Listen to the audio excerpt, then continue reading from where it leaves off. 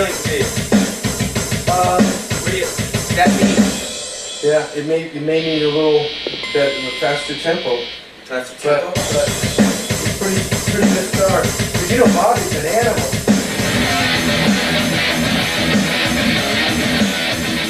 Well, what happened in San Diego, particularly two separate writing sessions we did at a great hotel called the Park Manor. Two guitar players, Rob, we'll get together in an afternoon, write a song and go out in town, get together, and a little bit later in the evening, write another song, go over some ideas, and do that for a week. Go back to our respective homes, take 2 weeks off, listen to the stuff, make some comments, come back, write some more music. I brought down, some gear and some recording equipment and kind of did the same thing that I do at home, which is just, drum machine and, a small amp and, do some 4 tracks, whatever, and had some fun with it. We scheduled writing periods where we were working on it for 3 weeks, then we would all go back home, and then a couple of months later come back and do another 3 weeks a month. And at that point, you're able to kind of think about it a little bit, and you're able to reflect on what was recorded, and then come in fresh and come in with some new ideas. And we did approach it a little bit different in that we still did the sessions where Rob would work with Mike and Pat and individually, and all three. Roy Z was involved too. He would come down to the rehearsal space. I think most of it was written by different guys at different places in the Park Manor. It was all manicured in a certain way, and it all went down a certain vibe, and that was it. There are some bands that are completely content to be in a cycle and to stay in the same world and just to basically do the same thing over and over again with just a different song title or a different whatever. That to me is extremely unappealing.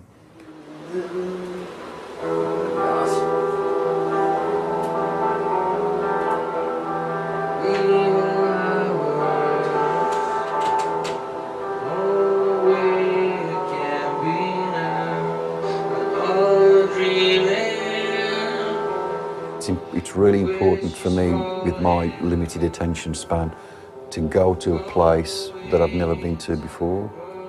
There's a definitive line between Crucible and Resurrection, as there needs to be.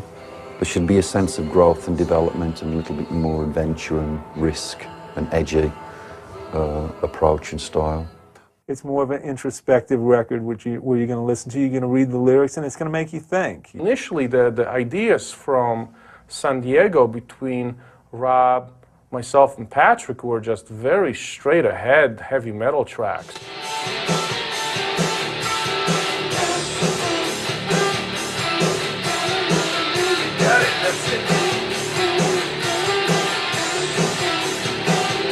Other ideas maybe from Rob's management saying, hey guys, let's not rush this. Maybe we can show a little more of the band than just Wham Bam, Thank You Ma'am, 12 metal burning tracks. We actually did it, old school, like the real bands do it, everybody in the room, here's skeletons of a song, let's go for it. We would have a number of different arrangements for the same song, just trying a lot more of, trying different things, and we had a conscious effort that, we wanted to take Resurrection and now take it to the next level.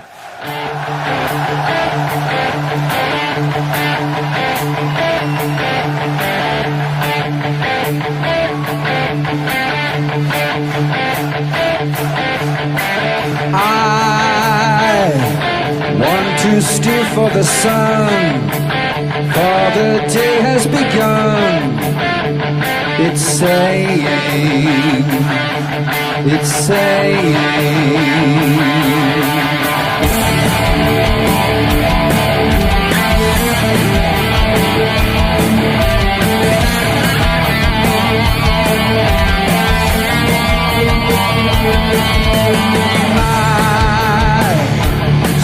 just wanted to freeze, to collapse and to seize from the waiting. You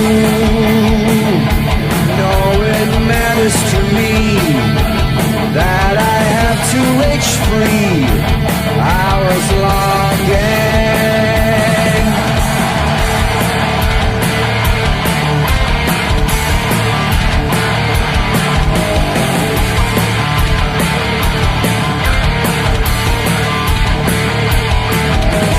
All that I feel is my soul. I will never let go. What I crave for. All the things that you need are the things that you bleed. Hear 'em calling.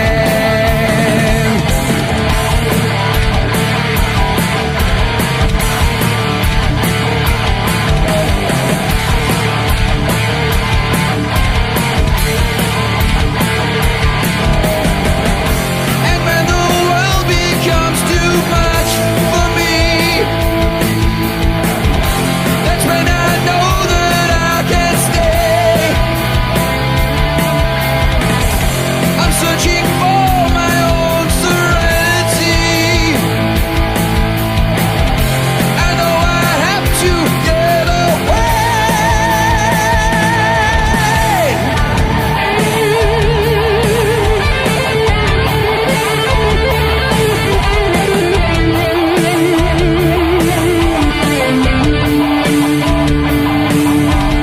I want to steer for the sun, for the day has begun. Hear it calling.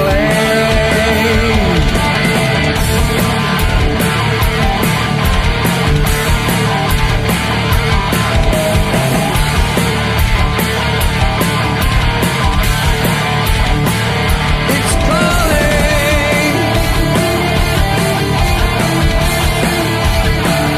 It's calling.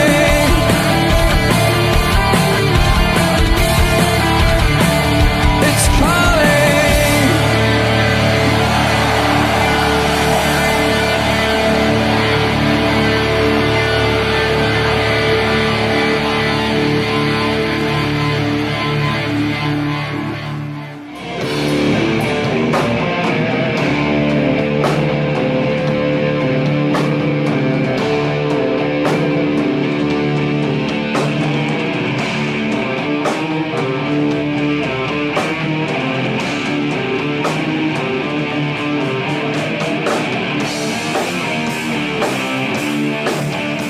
We were rehearsing at that point at Bill's place in North Hollywood. It kind of became our home for rehearsals. We did a lot of sessions this time where we worked as a band and we all brought ideas to the table. There's not really a set way, I think, to write music, and it can start with something as simple as a riff or a drum beat. Sometimes it's a vocal line or just a lyric, you know. It can start from any one of those points and just go outward, you know. There are instances when Rob's in rehearsal and he might be like, I got this melody, can you put the chords together? Or he'll hear a riff and we'll do the chords to his melody.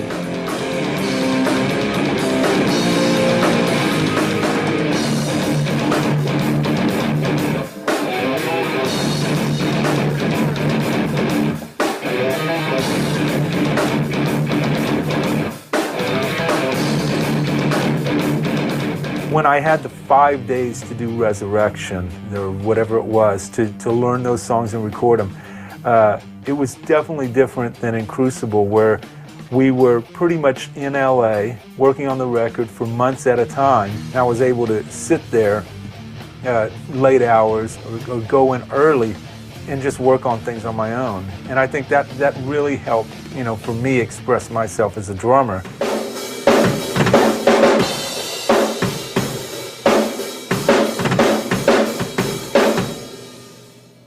I can't hear you. It's killer. Now we're getting somewhere. It's good to have the dynamic of experimenting within the 12 or 14 tracks that you can pack onto an album.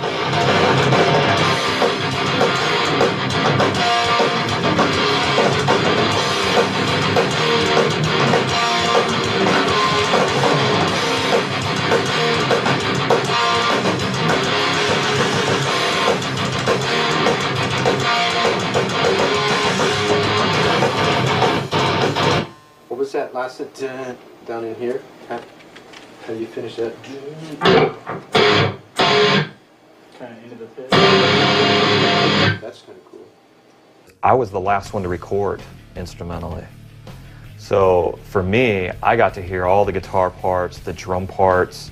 So it was great. I never get that. As a bass player, I usually record, and at best you might have some scratch tracks and you're playing with the drums. And those might even be some rough tracks, quite frankly. But this time I had the whole song. So I think it reflects too in some of the bass that you can hear melodies and stuff follow some of those ideas that were already laid. And I could be more of like, you know, making a bass line that fits with what was already there.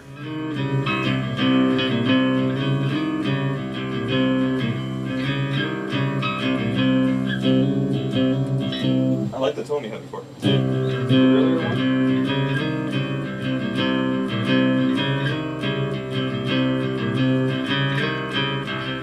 That's it, right there.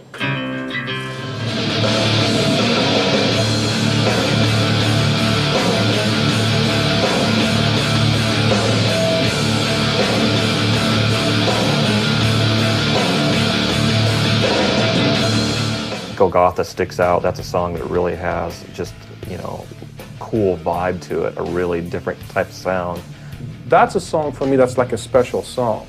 I don't know where again, I have no idea where the word came from, but the word was there, suddenly boom, Golgotha. What the hell, where's this Golgotha?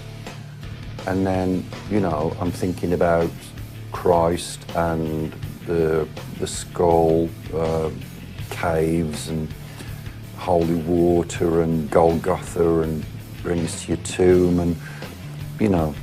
Rob would just come up with his vocal energy, and a title would just spring out of all the lyric work, you know. The lyrics would just get put in a grinder, you know, and then they finally come out, and those are the lyrics.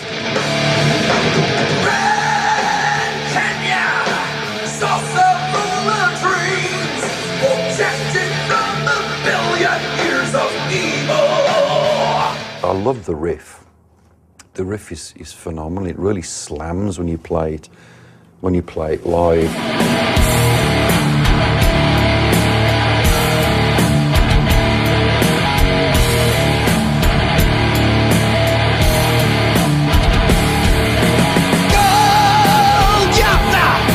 Rise up from your tomb. Devils had a taste of holy water. Lost children need a gunning hand. Take them through the fire of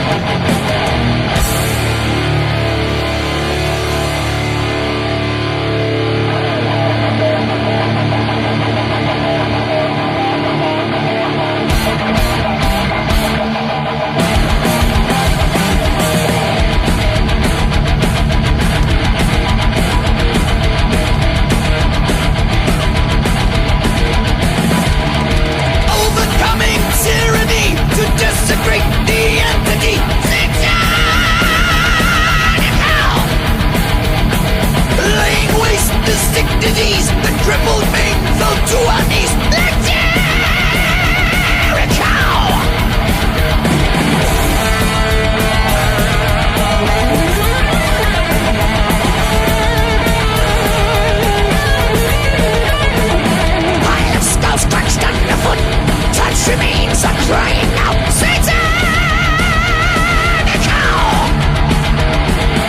rising up to purge and scourge the killing of our paradise.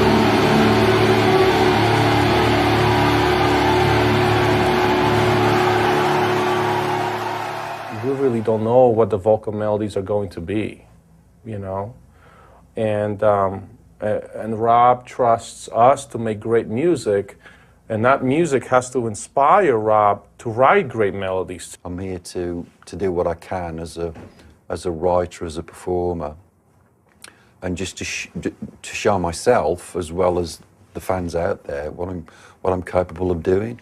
Deep in the fire. Down below, higher and higher. And change the words and verse.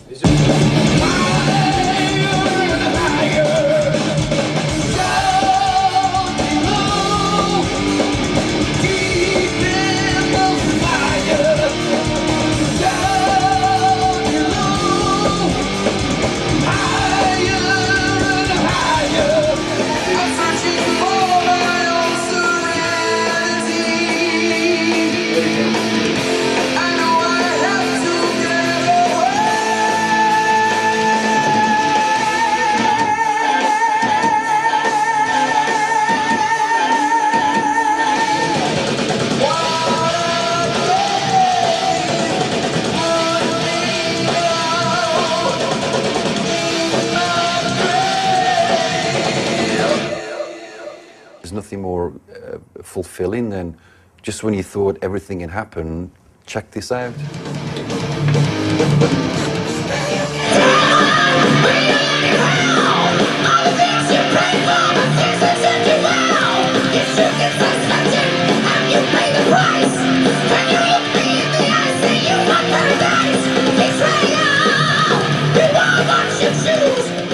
We did the Betrayal video downtown LA in some seedy meat locker dungeon. I love that video, man, because it was a real metal looking video.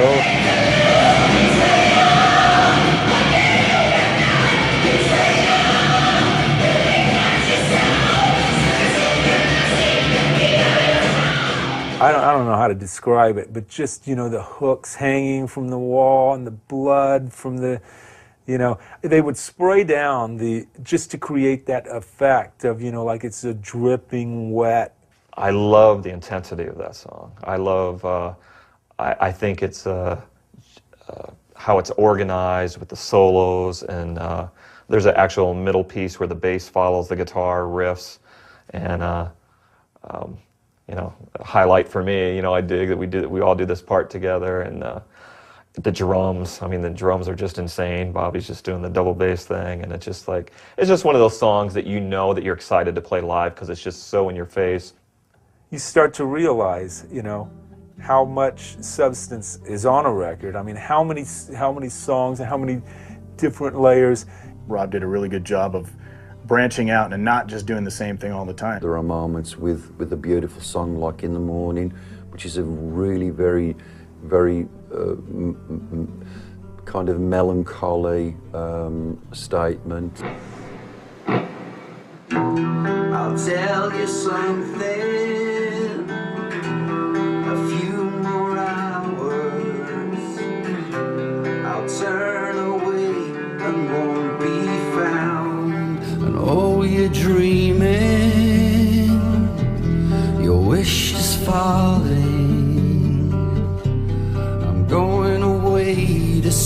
place. I'm searching, need some time to see what I can find. I mean, it's all about the vocal line, you know, it's all about what Rob's saying, what Rob is, talking about, what he's singing about, whether it's being political or being something that's, you know, just kind of on the surface, having a good time, whatever.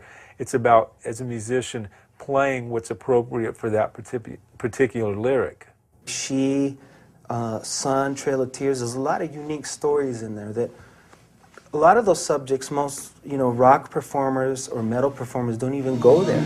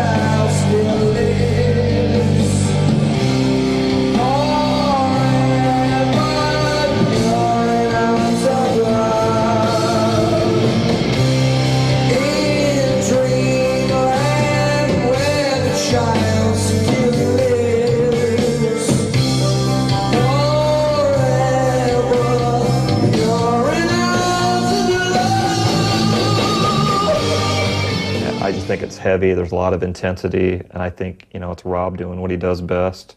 The song One Will, I guess, was sort of an experiment in the more anthemic arena rock kind of vibe. I think it's great when you can get the crowd to sing along, whatever it might be. But if it's conveying a spirit of unity and a positive, empowerment, I think that's wonderful.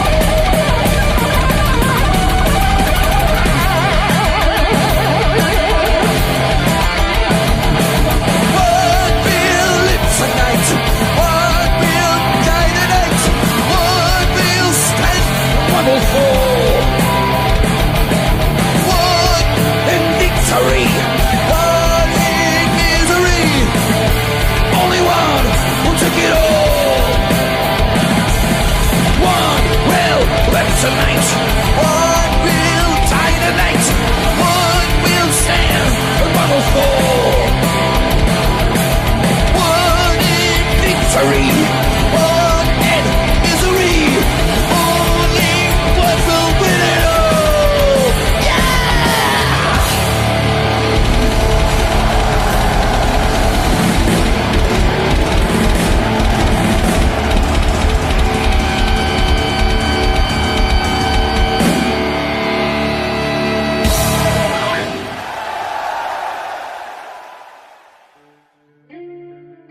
Again, you know, bands go through different experiences, different needs, different emotions.